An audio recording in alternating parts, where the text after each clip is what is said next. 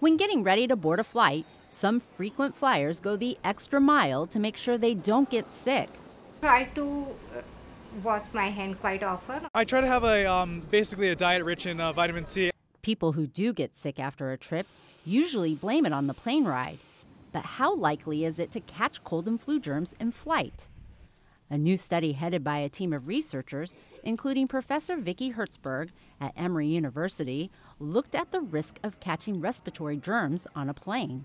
Only the people that are seated one row in front of that passenger, one row behind the passenger, and then 2 seats on either side in the same row as that passenger are really in what I would call a perimeter of risk. The study, funded by aircraft maker Boeing, sent a team on 10 transcontinental flights. They took air and surface samples before the flight and after they landed.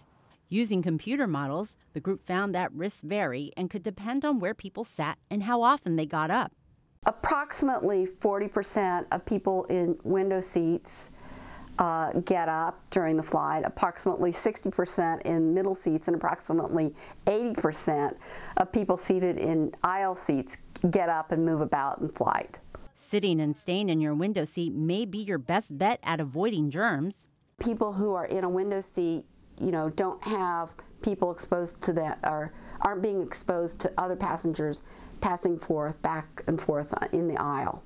Dr. Jamie Hook, an outside infectious disease expert, says there are limitations, including the small size of the study. The study also notes there were few obviously sick people on those 10 flights.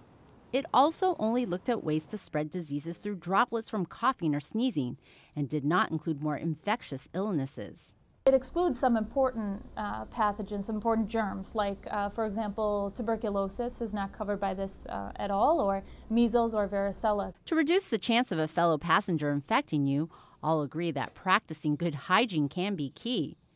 Hand washing keeps coming up as the most important thing that we can do to stay healthy. Extra precautions to allow passengers to sit back, relax, and enjoy the flight. Kathy Young, Associated Press.